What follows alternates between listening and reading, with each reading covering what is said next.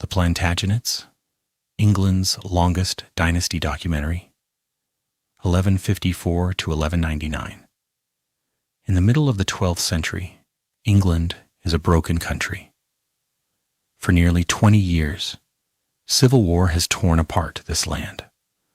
Armies of rival cousins, King Stephen and Empress Matilda, have turned the English countryside into a wasteland. Chroniclers call this period the Anarchy. They write that Christ and his saints slept as nobles, built illegal castles, tortured peasants, and burned each other's lands.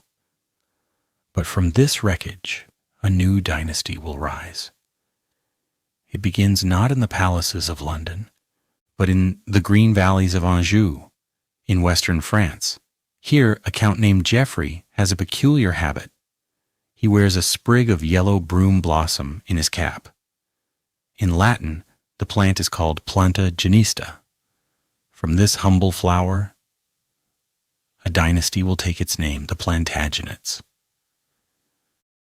The man who brings the Plantagenets to power is not Geoffrey himself, but his son. He is tall, restless, and possesses an energy that terrifies everyone around him. His name is Henry Fitz-Empress, and by the time he is 21 years old, he will have achieved what no English king has ever achieved before. Henry is the son of Matilda. She is the granddaughter of William the Conqueror, and she has spent her entire life fighting for her right to rule England. Henry has watched his mother's struggles. He has learned from her failures, and he is determined not to repeat them. In 1152, Henry is 18 years old. He is already Duke of Normandy, Count of Anjou, and ruler of a large chunk of western France. But he wants more. He wants Eleanor of Aquitaine. Eleanor is the most famous woman in Europe. She is 30 years old, beautiful, intelligent, and rich beyond imagination. As Duchess of Aquitaine in her own right, she controls a territory in southern France that is larger and wealthier than the French king's own domain. She has just ended her marriage to King Louis VII of France, a man she has come to despise. On a crusade together, Eleanor famously declared that she would rather be married to a real man than to a monk. When Eleanor returns to her lands, she has no intention of letting Louis or any other man control her destiny. But she also knows she needs protection, and she needs a husband who can match her ambition. She finds him in young Henry. Their marriage happens in secret, just 8 weeks after Eleanor's annulment. They do not ask permission from King Louis. They do not seek papal approval. They simply marry, and in doing so, they create an empire. Henry now controls England, Normandy, Anjou, and through Eleanor, all of Aquitaine. His lands stretch from the Scottish border to the Pyrenees Mountains. He rules more French territory than any king of France since the time of Charlemagne. King Louis is humiliated. He calls the marriage an act of war, but there is nothing he can do. Henry is simply too powerful. In 1154, Henry's luck gets even better. King Stephen of England dies, and Henry, as his mother's heir, is the obvious successor. On December 19th, he is crowned King Henry II of England. He is 21 years old. He is the master of an empire that spans the British Isles and half of France. And he has only just begun. Henry II is a king unlike any England has ever seen. He does not sit on a throne and issue commands. He moves constantly, riding across his vast domains with a small army of officials in his wake. He speaks multiple languages. He reads constantly. He has a temper that terrifies his courtiers, and a mind for administration that will transform English government forever. One of Henry's first acts as king is to tear down the illegal castles that nobles built during the anarchy.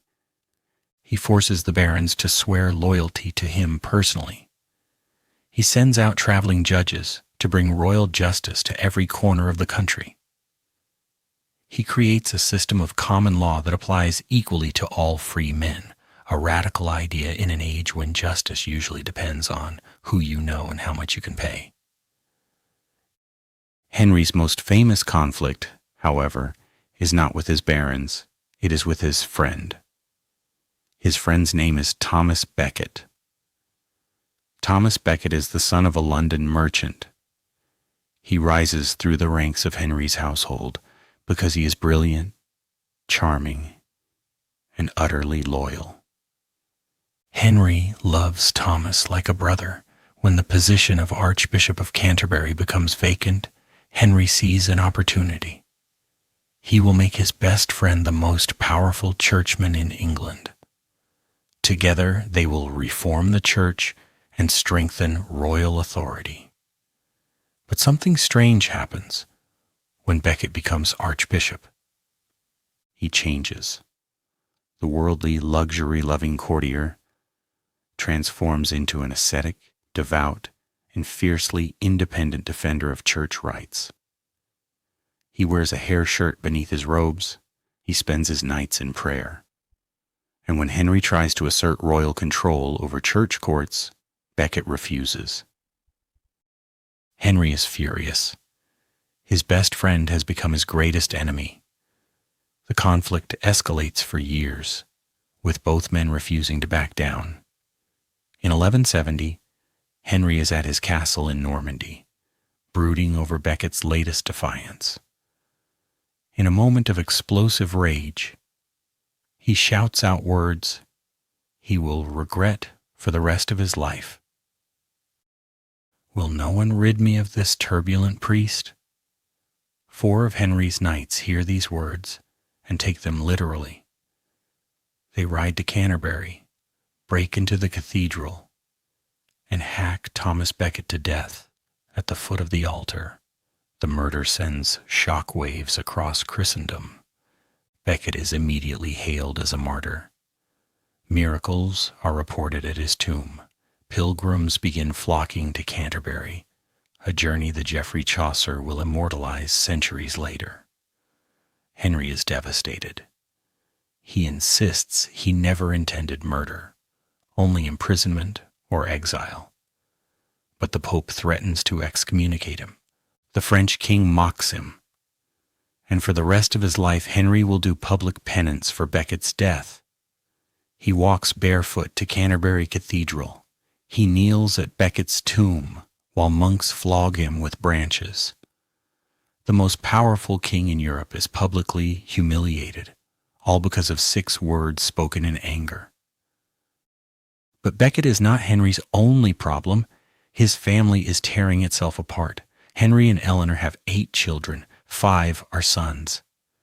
And every single one of them, it seems, wants his crown. In 1173, Eleanor and 3 of her sons rebel against Henry. They ally with the French king. They raise armies. They try to seize his lands. Henry, wounded but still formidable, crushes the rebellion. He imprisons Eleanor, his wife of 20 years, in a castle. She will remain a prisoner for the next 16 years. Henry's sons are a varied and troublesome bunch.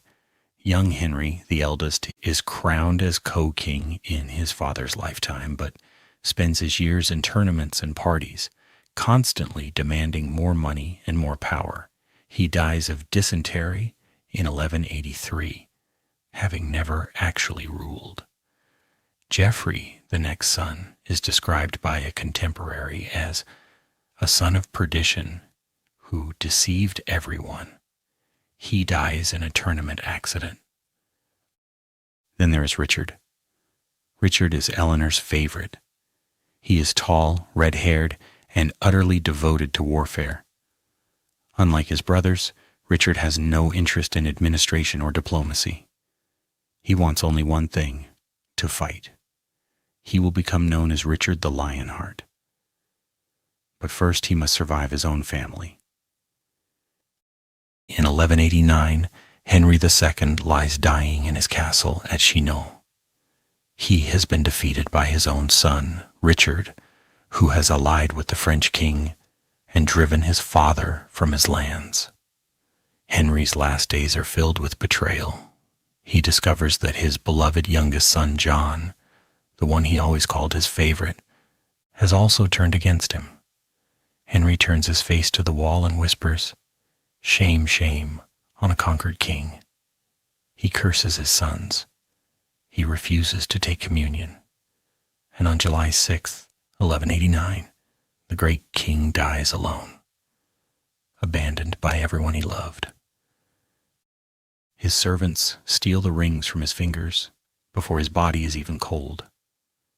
The man who created the greatest empire in Europe dies in ignominy, but his dynasty will continue. And his son Richard, the Lionheart, will become the most famous knight in all of Christendom. Richard I is crowned king in September 1189. From the very beginning, it is clear that he has no interest in actually ruling England. He views the country merely as a source of money to fund his true passion, crusade. The Third Crusade is Richard's obsession. The great Muslim leader Saladin has captured Jerusalem, the holiest city in Christendom. European kings are called to take it back. Richard responds with enthusiasm. He sells offices, lands, and titles to raise money. He famously declares that he would sell London itself if he could find a buyer. In 1190, Richard sets out for the Holy Land. He does not return for 4 years. During his absence, he leaves England in the hands of trusted officials, and his brother John, the youngest son, sees an opportunity. John has always been the youngest, the smallest, the least important. His father gave him no lands, which is why he is called John Lackland. He has spent his entire life in the shadow of his more famous brothers. Now, with Richard away, he sees his chance. John tries to seize power. He declares himself Richard's heir. He allies with the French king. He raises an army. But Richard's loyal officials hold the great castles of England, and the rebellion fails. Richard, when he finally hears the news, is not amused. But he is also not surprised. When Richard returns to England in 1194, he forgives John. Richard has more important enemies to fight. The Third Crusade is a military success, but a strategic failure. You are but a child. Richard spends his remaining years fighting in France, trying to reclaim lands lost during his imprisonment. In 1199, while besieging a small castle, he is shot in the shoulder by a crossbow bolt. The wound becomes infected. Richard the Lionheart, the greatest warrior of his age, dies of gangrene at the age of 41. On his deathbed, he names his brother John as his successor. It is a decision that will haunt England for centuries. The first Plantagenet kings have set the pattern for the dynasty. They are brilliant, ruthless, and utterly dysfunctional. Henry II creates an empire and destroys his family to keep it. Richard the Lionheart becomes a legend but leaves England bankrupt and neglected. And now John Lackland, the youngest, the least capable, the most hated, takes the throne. The people of England do not know it yet, but the worst is still to come. John will lose the empire his father built. He will fight with the Pope. He will crush his own people with taxes. And in 1215, on a meadow called Runnymede, his own barons will force him to sign a document that will change the course of history. The Magna Carta is about to be born, but before we can tell that story, we must understand how England reached this point. we must understand how the greatest dynasty in English history nearly destroyed itself in a single generation. An English empire. 1199 to 1307. John Lackland becomes king in 1199. From the very first day, disaster follows him. He is not a bad man, at least not entirely. He is intelligent, he is well educated, he speaks multiple languages, and reads more widely than most kings of his time. He understands law and administration. When he bothers to do his job, he does it well. But John has a fatal flaw. He does not understand people. Where his father used charm to win loyalty, John uses threats.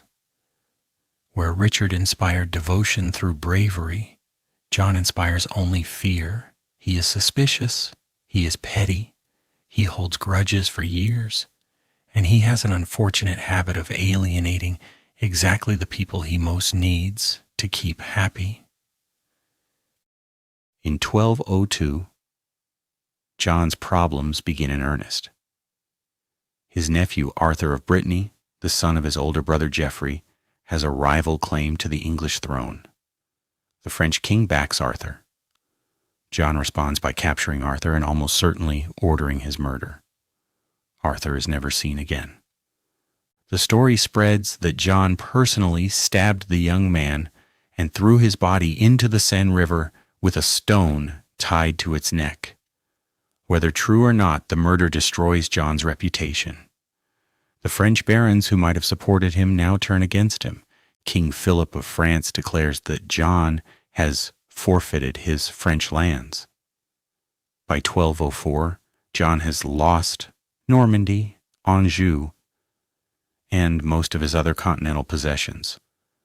The great Angevin Empire, built by Henry II over decades of struggle, collapses in just 5 years.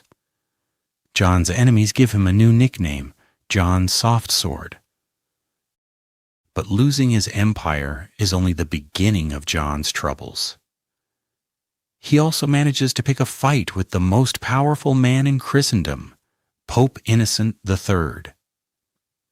The dispute is over who should be Archbishop of Canterbury, the highest church office in England. The monks of Canterbury Cathedral elect their own candidate.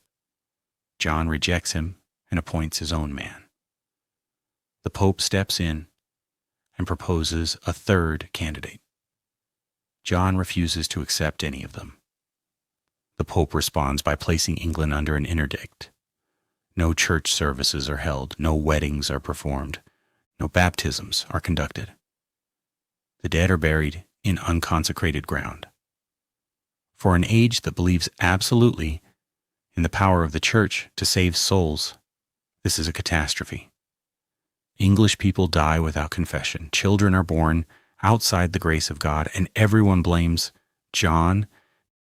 John does not care. He seizes church property. He forces clergy to pay ransom for their own release. He treats the church like a personal bank. The Pope excommunicates John, declaring him cut off from the body of Christ. Still, John does not bend. But in 1213, John finally breaks. The Pope has declared John deposed and invited the French king to invade England. Facing the prospect of a French army on English soil, John capitulates. He surrenders his entire kingdom to the Pope and receives it back as a papal fief. He agrees to pay annual tribute to Rome. The Pope, for his part, calls off the French invasion. John has won a reprieve, but he has also humiliated himself. He has acknowledged that he is not even a king in his own right, but merely a vassal of the Pope. His nobles look at him with contempt. His subjects mock him behind his back. John's final disaster comes in 1214. He launches an ambitious campaign to reclaim his lost French lands. He has allies. He has a plan. He has spent years raising money for this moment. But at the Battle of Bouvines, John's forces are routed. His allies are captured. His army is destroyed. John returns to England with nothing to show for his efforts but more debt. The English barons have had enough. For years they have watched John raise taxes, confiscate lands, and rule by whim rather than law. They have seen him murder his own nephew. They have watched him lose an empire. Now they decide to act. In the spring of 1215, a group of rebellious barons gather in the north of England. They march on London. The city opens its gates to them. John, trapped and friendless, has no choice but to negotiate. On June 15th, 1215, King John and his barons meet at Runnymede, a meadow beside the River Thames. The barons present John with a document they have prepared. It is a list of demands, 63 clauses that spell out exactly what the king can and cannot do. John hates every word of it, but he has no army. He has no allies. He has no choice. He seals the document with his royal seal. It becomes known as the Magna Carta, the Great Charter. The Magna Carta is not the democratic document that later generations will imagine. It is a feudal document designed to protect the rights of the barons, not the common people. Most of its clauses deal with specific grievances about inheritance, debt, and feudal dues. But hidden within its legal language are principles that will echo through history. Clause 39 is the most famous. It declares that no free man shall be arrested, imprisoned, or stripped of his property, except by the lawful judgment of his equals, or by the law of the land. This is the foundation of trial by jury. This is the beginning of due process. This is the idea that no one, not even the king, is above the law. Clause 40 is equally important. To no one will we sell, to no one will we deny or delay right or justice. The king cannot take bribes. The king cannot ignore petitions. The king must provide justice to all who seek it. John signs the Magna Carta, but he has no intention of keeping his word. As soon as the barons leave Runnymede, John writes to the Pope, asking to be released from his oath. The Pope is still angry at the barons for challenging a king who is now his vassal, agrees. The Magna Carta is annulled. Civil war breaks out across England. In the midst of this chaos, John falls ill. He has dysentery, a common killer in medieval times. In October 1216, while crossing the Wash, a large bay in eastern England, John makes a terrible mistake. He takes a shortcut across the tidal flats. The tide comes in faster than anyone expects. John's baggage train, including his crown, his treasure, and his most precious possessions, is swept away and lost forever. A few days later, John dies at Newark Castle. He is just 49 years old. On his deathbed, he asked to be buried as a monk, as penance for his sins. It is a pathetic end for a pathetic king.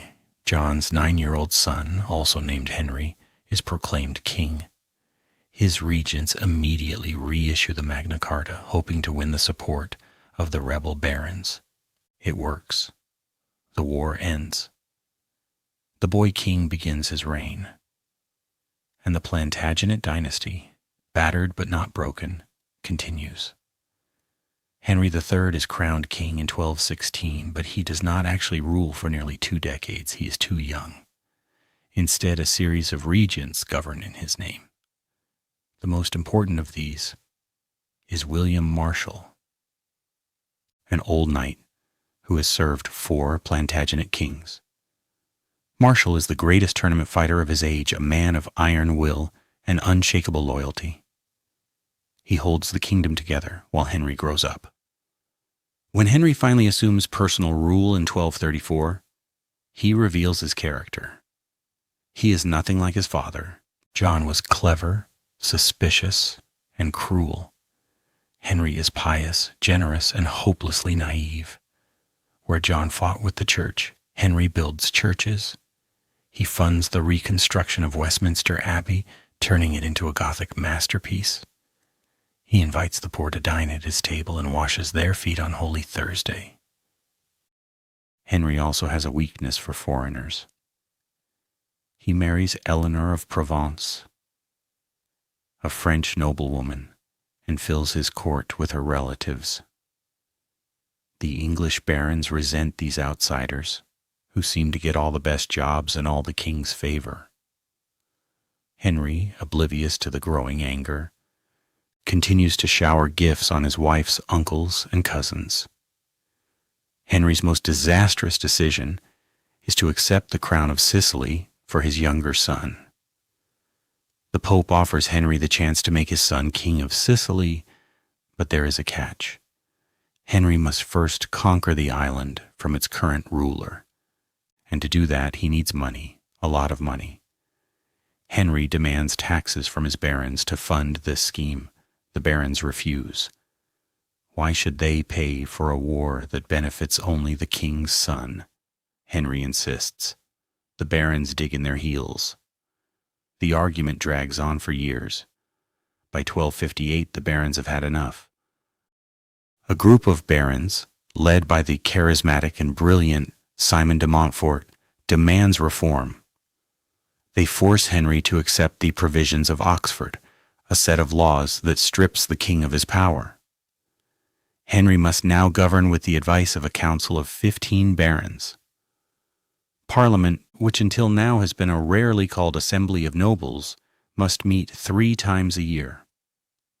The king's foreign relatives are expelled from England. Henry agrees to these terms, but like his father before him, he has no intention of keeping his word. He appeals to the Pope to annul the provisions.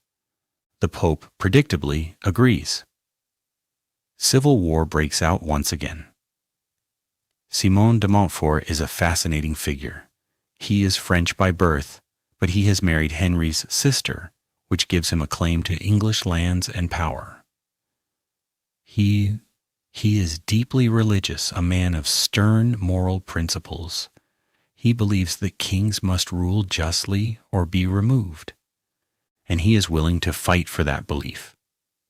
In 1264, de Montfort's forces meet Henry's army at the Battle of Lewes. The battle is a rout.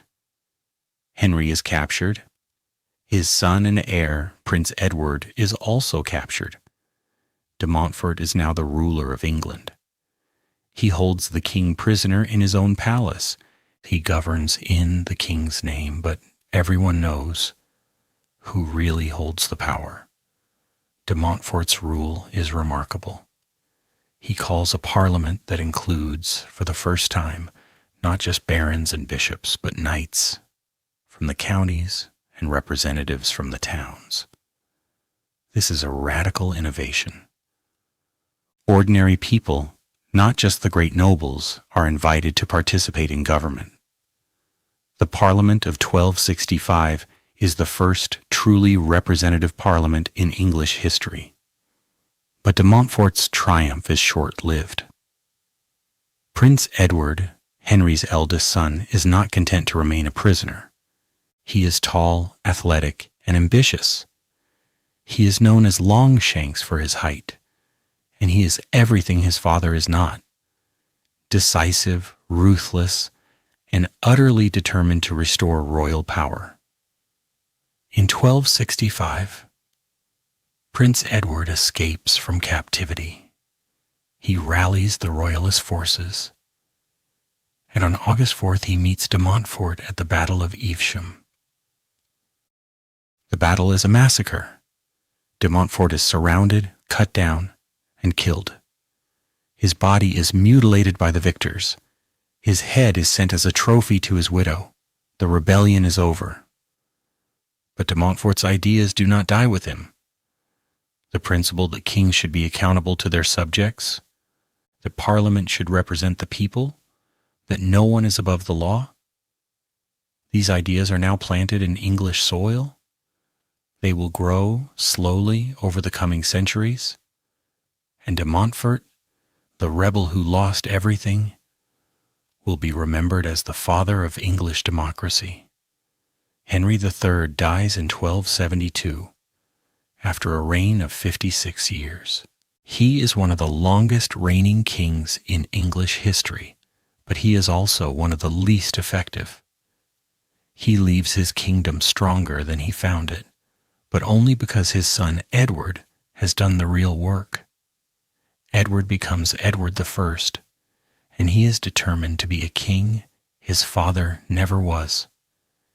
He is crowned in Westminster Abbey in 1274, but he has already been ruling in all but name for nearly a decade. He knows exactly what he wants: to unite the British Isles under English rule, to reform English law, and to make the Plantagenet dynasty the greatest in Europe. Edward's first target is Wales. The Welsh have been fighting the English for centuries. They retreat into their mountains, launch raids, and vanish before any English army can catch them. Edward decides to end this game permanently. Between 1277 and 1283, Edward wages a brutal, methodical war against the Welsh. He does not just fight battles, he builds castles, massive, impregnable, terrifying castles. Conwy, Harlech, Beaumaris, Caernarfon, these are not just military fortifications, they are symbols of English power, built to dominate the landscape and intimidate the Welsh people. Edward's strategy is simple. He surrounds Wales with a ring of castles. He builds roads through the mountains so his armies can move quickly.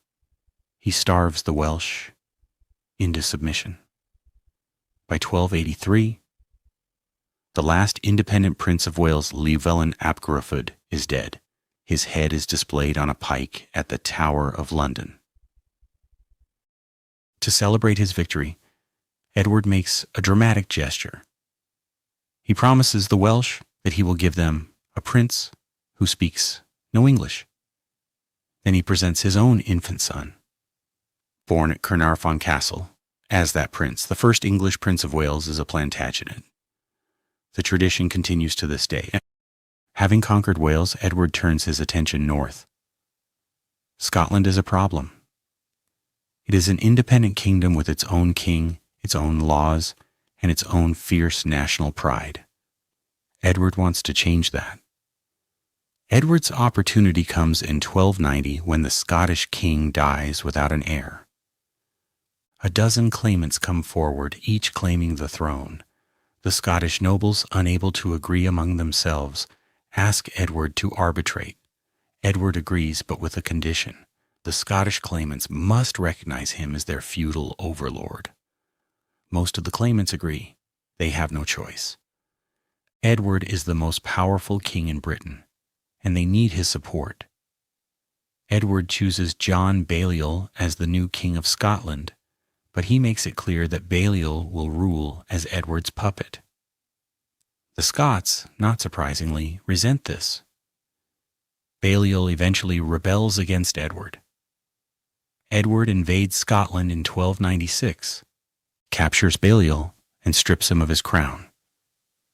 Edward seizes the Stone of Destiny, the ancient coronation stone of the Scottish kings, and carries it to Westminster. He declares himself the ruler of Scotland, but Scotland is not Wales. The Scots do not submit quietly. Within months of Edward's conquest, a new leader emerges, William Wallace. Wallace is a minor noble, a giant of a man with a burning hatred of the English. He raises an army and defeats an English force at the Battle of Stirling Bridge. Wallace's victory shocks Edward. He has not faced a serious military challenge in years. He assembles the largest army ever to leave England, nearly 30,000 men, and marches north. At the Battle of Falkirk, Edward's longbowmen and cavalry destroy Wallace's army. Wallace escapes, but his reputation as a national hero is cemented. Edward hunts Wallace relentlessly. In 1305, Wallace is betrayed, captured, and brought to London. He is tried for treason, though he argues correctly that he has never sworn allegiance to Edward. The judges ignore his defense. Wallace is hanged, drawn, and quartered. His head is displayed on London Bridge. His limbs are sent to Scotland as a warning.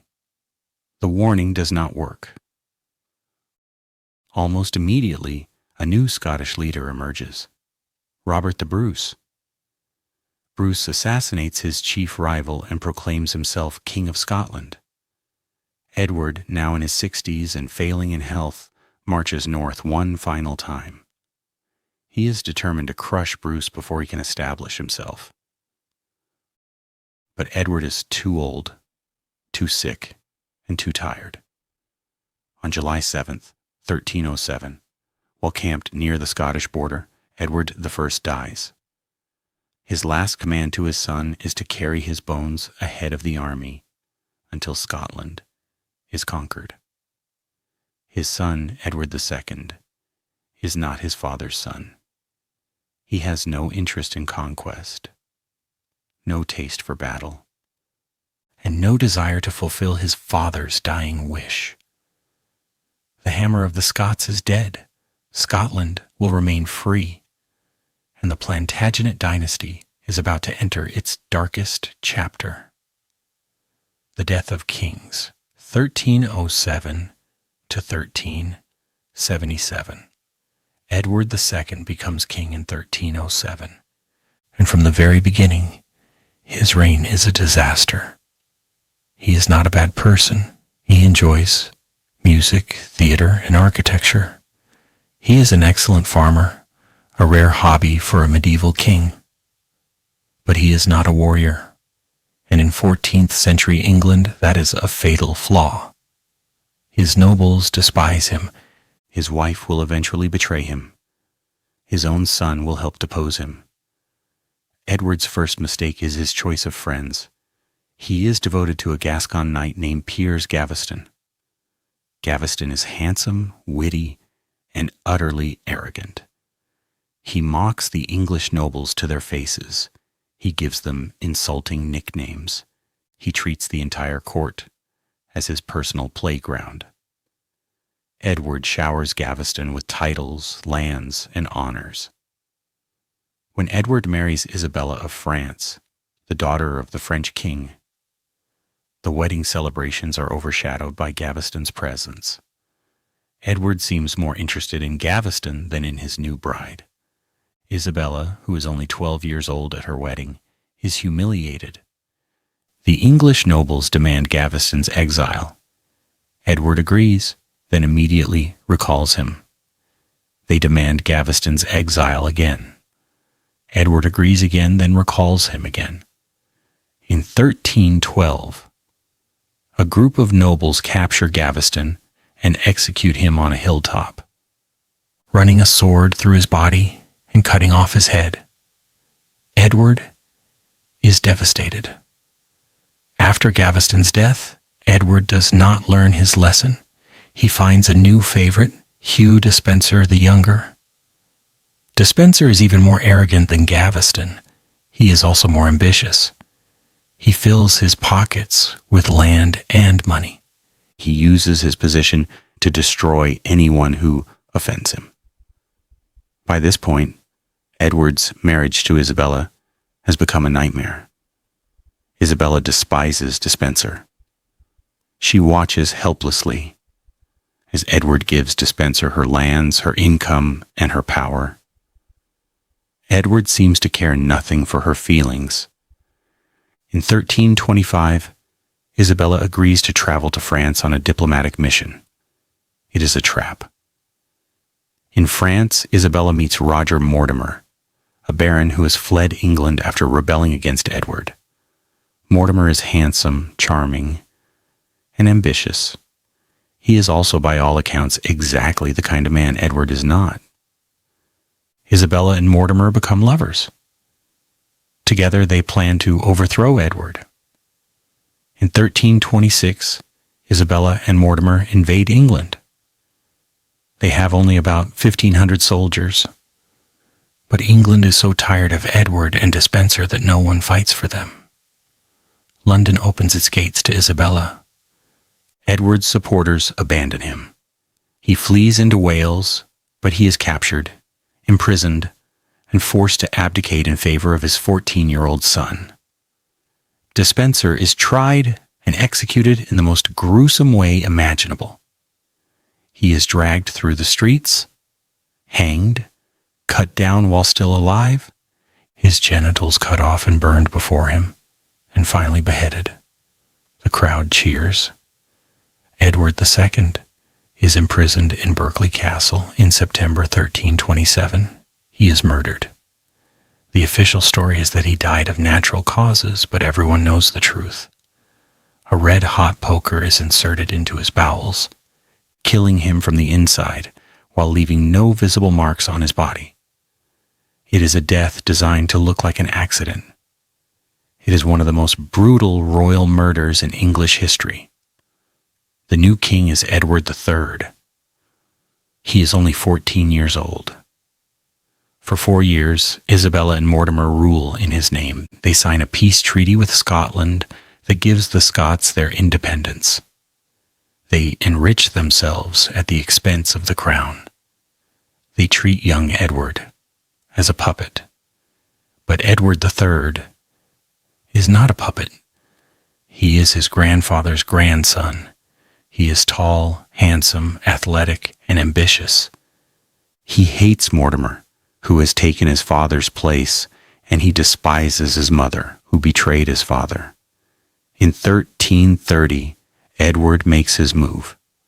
With the help of a small group of loyal knights, Edward enters Mortimer's chambers at Nottingham Castle through a secret tunnel. Mortimer is arrested.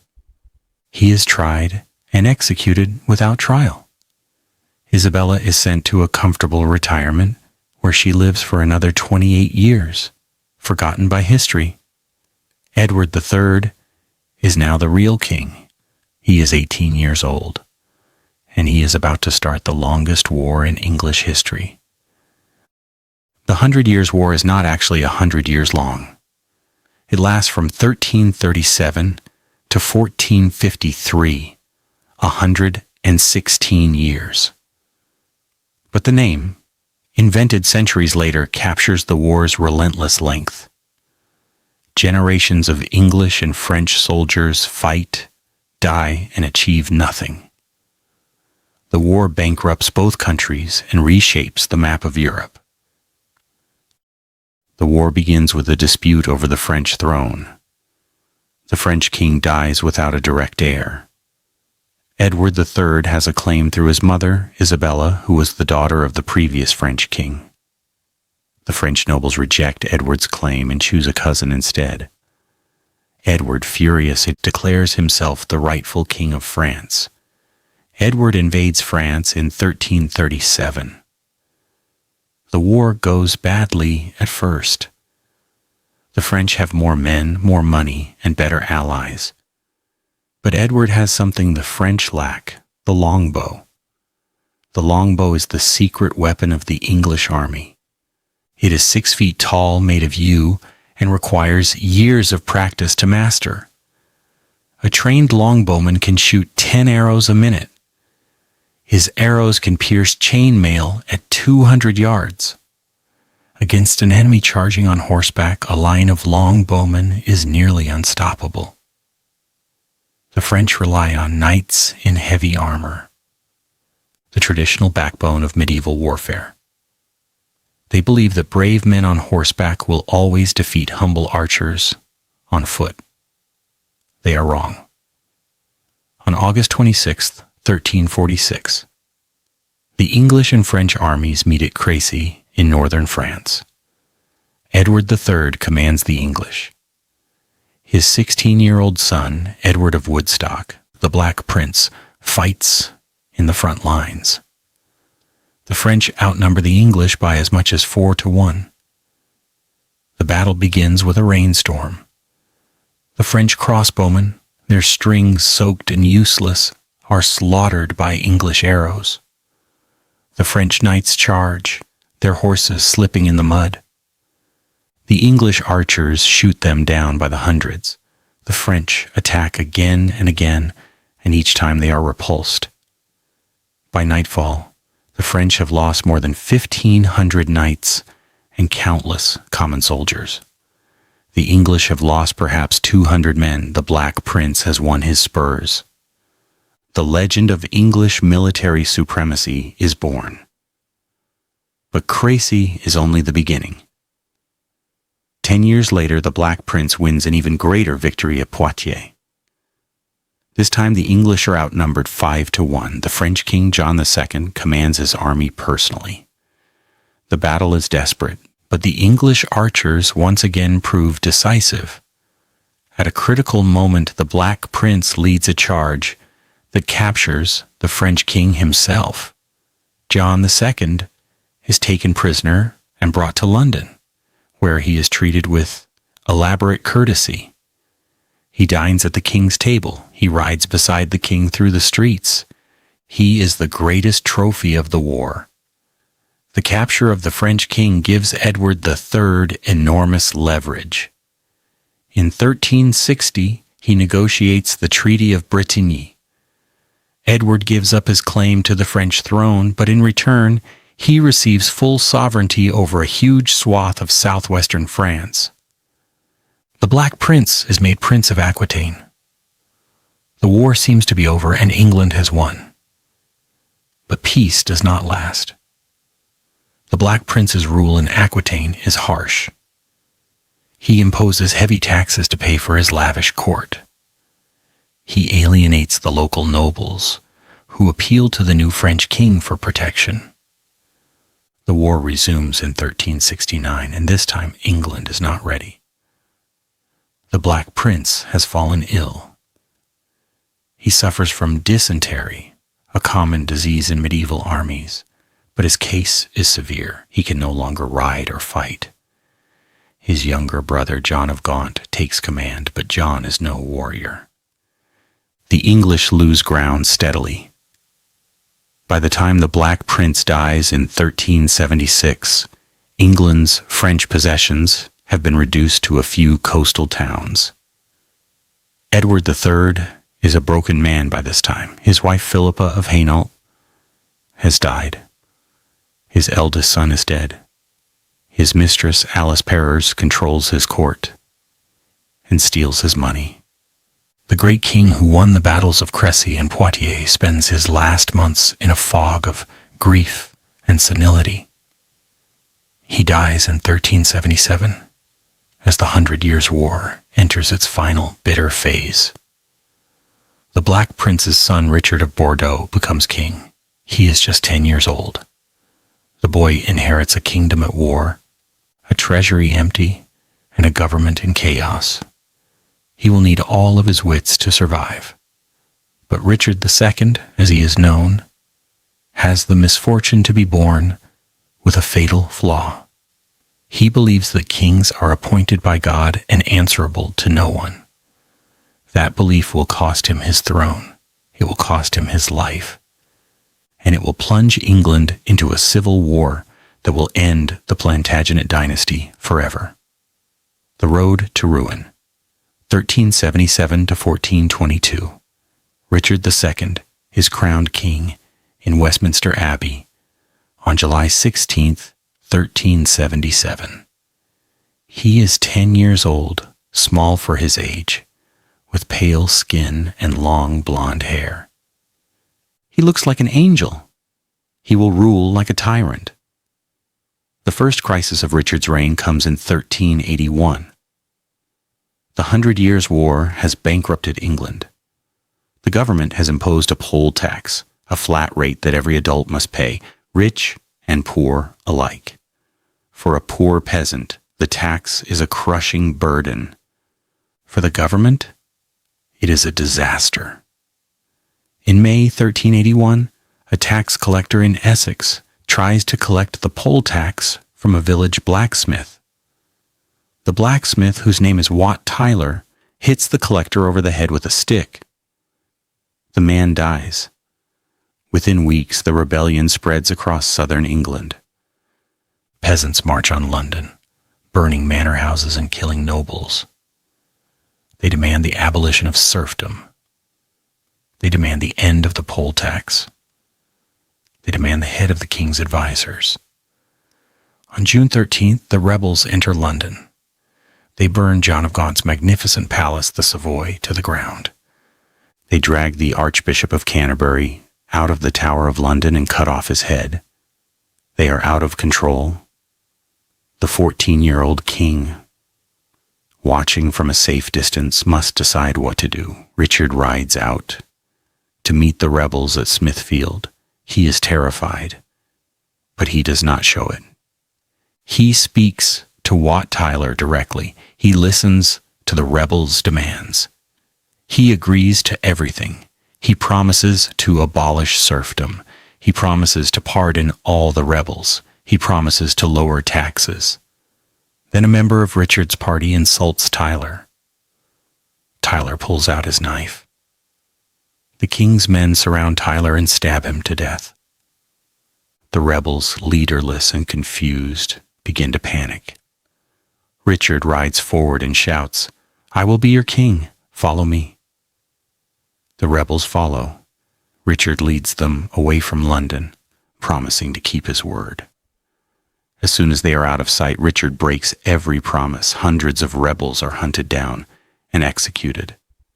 Serfdom remains in place. The poll tax is not abolished.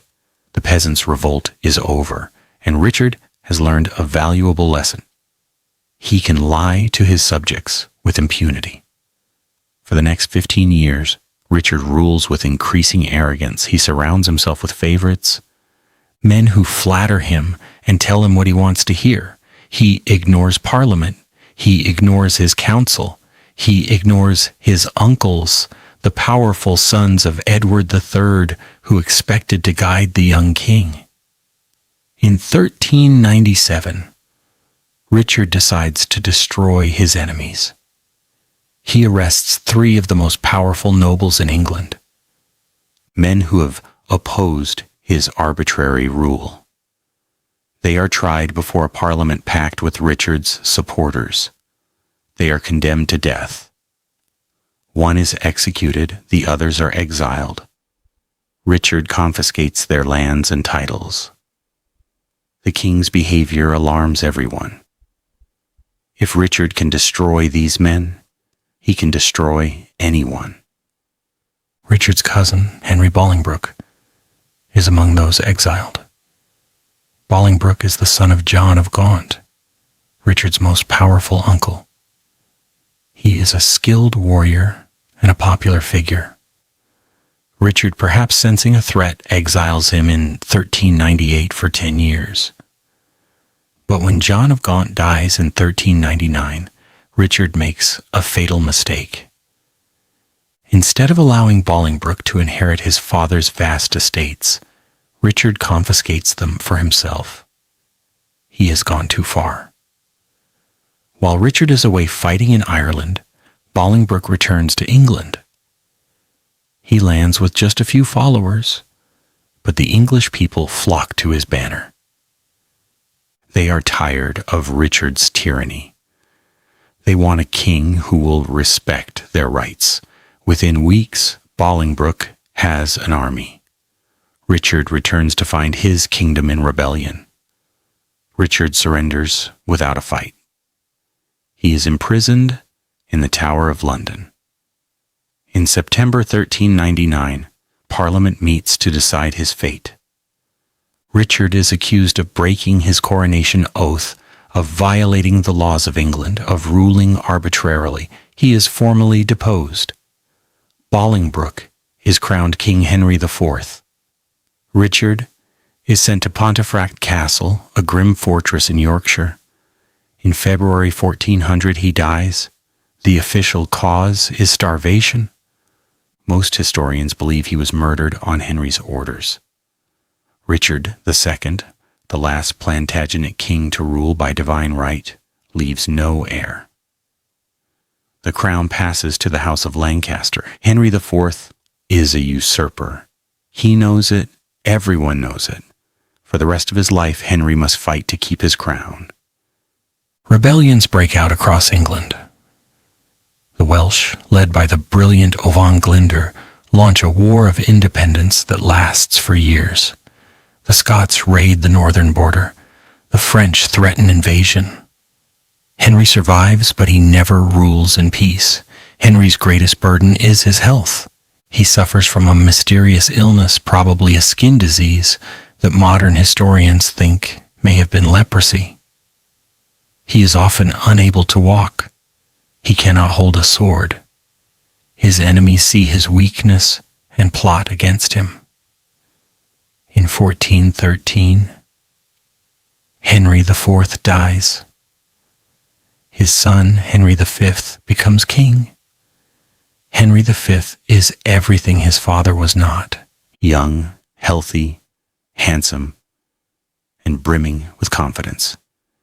He immediately sets out to restore English glory. He renews the 100 Years' War. He invades France. And in 1415, he wins the most famous battle in English history. Agincourt is a miracle. Henry V's army, exhausted by weeks of marching, outnumbered by at least 3-1, is cornered in a muddy field in northern France. The French knights, confident of victory, charge the English lines. The English longbowmen, protected by sharpened stakes driven into the ground, shoot them down by the hundreds. The mud is the key. The French knights, weighed down by their armor, cannot move quickly. They sink into the mud. The English archers, lightly armed, can move freely. They swarm over the struggling knights, dragging them down and stabbing them through the gaps in their armor. By the end of the day, more than 6,000 French soldiers are dead. English losses are perhaps 400. Henry V, standing over the field of bodies, has won the greatest victory of the Middle Ages.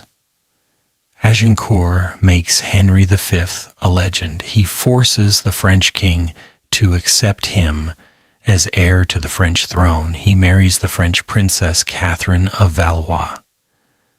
Their son, born in 1421, will be king of both England and France. Henry V has achieved what his Plantagenet ancestors only dreamed of, the union of the two greatest kingdoms in Europe. But Henry does not live to enjoy his triumph. In 1422, while campaigning in France, he dies of dysentery. He is just 35 years old. His 9-month-old son becomes King Henry VI of England, and, by the terms of the treaty, King Henry II of France. The infant king cannot rule, of course. His uncles govern in his name. They are competent but uninspiring. The war in France, which seemed so close to victory, begins to turn. The French, inspired by a peasant girl named Joan of Arc, rally against the English. By 1453, England has lost everything. Calais is the only English possession left in France. The 100 Years' War is over and England has lost. Henry VI grows up to be a gentle, pious, and utterly incapable king. He has no interest in politics or warfare. He would rather pray than rule. He is prone to fits of madness, probably inherited from his French grandfather. During his periods of sanity, he is weak and indecisive. During his periods of madness, he cannot function at all. In 1453, as the 100 Years' War ends in disaster, Henry collapses into a catatonic stupor that lasts for more than a year. His wife, Margaret of Anjou, rules in his place. She is a fierce and capable woman, but she is French, and the English nobles resent her. They look for an alternative to Henry. They find one in Richard, Duke of York. Richard of York is the greatest nobleman in England. He is also, through his mother, a descendant of Edward III. He has a claim to the throne that is arguably stronger than Henry VI's. He is ambitious, capable, and utterly convinced that he would make a better king than the madman on the throne. In 1455, Richard of York raises an army. Henry VI raises an army to oppose him. The Wars of the Roses have begun. The Wars of the Roses, 1422 to 1485. The Wars of the Roses is a name invented centuries later. The combatants never use it. The White Rose of York and the Red Rose of Lancaster are symbols adopted only after the war's end. But the name captures the essence of the conflict. A civil war between two branches of the Plantagenet family fighting for control of the English throne. The wars begin in 1455 at the First Battle of St. Albans. Richard of York and his allies attack the king's army, which is camped in the town. The fighting is brutal, street by street, house by house. Henry VI, surrounded by his loyalists, is captured. Richard of York does not claim the throne, not yet. He merely demands to be named Henry's heir, disinheriting Henry's own son. But Margaret of Anjou, Henry's queen, will not accept this. She is a woman of extraordinary courage and determination. She raises an army in the north of England and marches south. At the Battle of Wakefield in 1460, her forces destroy Richard of York's army. Richard himself is killed. His head, adorned with a paper crown, is displayed on the gates of York. Richard of York's son, Edward, is 18 years old. He is tall, blond, handsome, and utterly ruthless. He is everything his father was, and more. He immediately raises a new army. In 1461, at the Battle of Towton, he wins a victory so complete that it changes the course of English history. Towton is the largest and bloodiest battle ever fought on English soil. An estimated 100,000 men take part. As many as 30,000 are killed. The fighting lasts all day in a blinding snowstorm. The Yorkist archers, with the wind at their backs, shoot down the Lancastrian ranks. The Lancastrian army breaks and flees. Edward pursues them for miles, killing as many as he can catch. Henry VI, Margaret, and their son flee to Scotland. Edward is crowned King Edward IV. He is 19 years old. Edward IV's reign is a success at first. He is a skilled military commander. He is an able administrator. He is popular with the people. He marries Elizabeth Woodville, a beautiful widow of modest birth, in a secret ceremony that shocks the nobility. He fills his court with his wife's relatives, alienating his most powerful supporters. Edward's closest ally is his younger brother, Richard, Duke of Gloucester. Richard is small, slight, and dark-haired, the opposite of his handsome brother. He is also fiercely loyal. He fights alongside Edward in every battle. He crushes rebellions in the north. He is the king's right hand. But Edward's other brother, George, Duke of Clarence, is not so loyal. George is jealous of Edward's power. He plots against his brother. He changes sides multiple times during the wars. In 1478, Edward has had enough. George is arrested, tried for treason, and executed. The method of execution is unusual. George is drowned in a barrel of wine, presumably a last concession to his fondness for drink. Edward IV dies unexpectedly in 1483. He is just 40 years old. The cause of death is uncertain, but he has lived a life of excess and his health has been failing for years. On his deathbed, he names his brother Richard as protector for his 12-year-old son, Edward V. Richard of Gloucester agrees to be protector. He is loyal to his brother's memory, and he wants to do right by his nephew. But within weeks, Richard learns something that changes everything. He discovers that Edward IV's marriage to Elizabeth Woodville was invalid.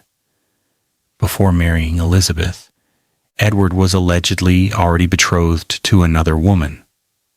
Under church law, this makes the marriage void. Edward V is a bastard with no right to the throne. Richard faces a terrible choice. He can ignore the evidence and let a bastard sit on the throne, or he can act.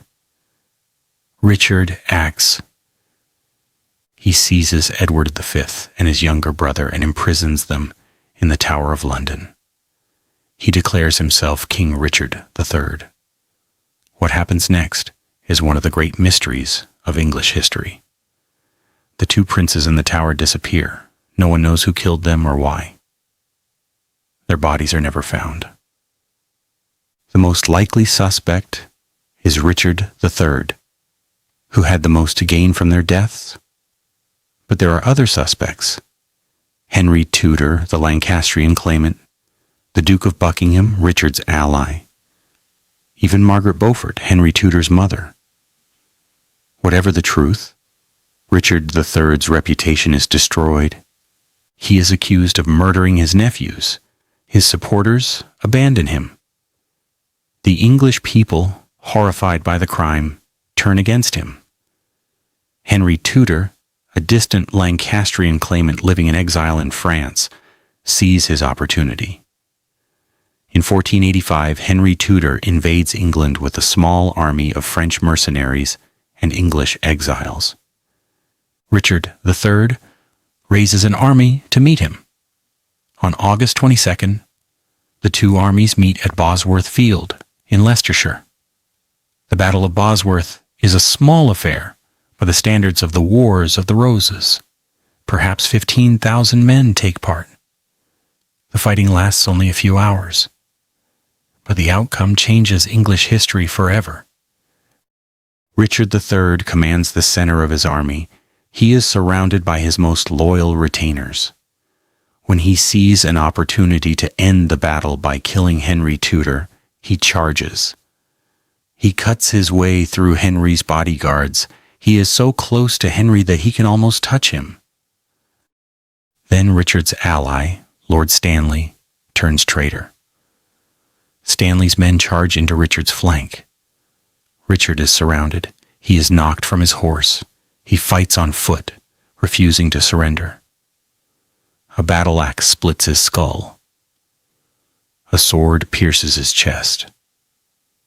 The last Plantagenet king dies on the field. His crown, found in a hawthorn bush, is placed on Henry Tudor's head. Henry becomes King Henry VII. He marries Elizabeth of York, Edward IV's daughter, uniting the houses of Lancaster and York. The Wars of the Roses are over. The Tudor dynasty has begun. But the Plantagenets do not disappear overnight. Henry VII is himself a Plantagenet through his mother, Margaret Beaufort. His wife, Elizabeth of York, is a Plantagenet through her father, Edward IV. Their children are Plantagenets on both sides. The blood of the Plantagenets flows through every English king and queen, from Henry VII to Elizabeth II. The Plantagenet dynasty ruled England for 331 years. 15 kings wore the crown. They built an empire, lost it, and built it again.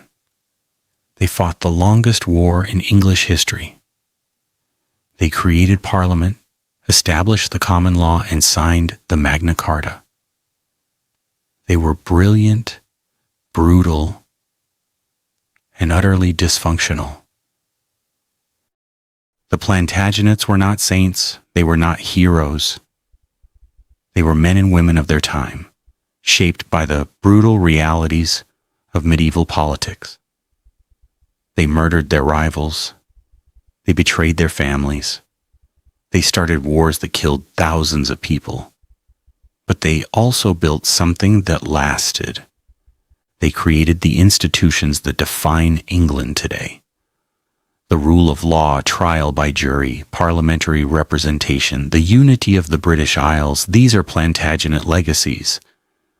The castles of Wales, the halls of Westminster, the pages of the Magna Carta, these are Plantagenet monuments. The Tudor dynasty, the Stuart dynasty, the Hanoverian dynasty, the Windsor dynasty, they all built on Plantagenet foundations. When Henry VII took the crown at Bosworth, he did not destroy the Plantagenet legacy. He inherited it. And that legacy, for better and for worse, is still with us today. Plantagenets are gone, but England is their creation. The story of the Plantagenets is the story of England itself. A story of ambition and failure, of glory and shame, of violence and justice. It is a story of a dynasty that rose from the ashes of civil war and fell back into civil war. It is a story of kings who built an empire and kings who lost it. It is a story of queens who fought for their children and of princes who murdered for the throne. And it is a story that is still being written. Every time a British monarch takes the throne, they are following in the footsteps of the Plantagenets. Every time a judge delivers a verdict, they are upholding the common law that Henry II established. Every time Parliament meets, they are continuing the work that Simon de Montfort began. The Plantagenets are not just history. They are the foundation of the world we live in. From Geoffrey of Anjou, who wore a sprig of yellow broom in his cap, to Richard III, who died fighting on Bosworth Field. The Plantagenets shaped England more than any other royal family. They were the devil's brood, as their contemporaries called them. Fascinating, ferocious, and unforgettable. Their dynasty ended in 1485. But their legacy will never die.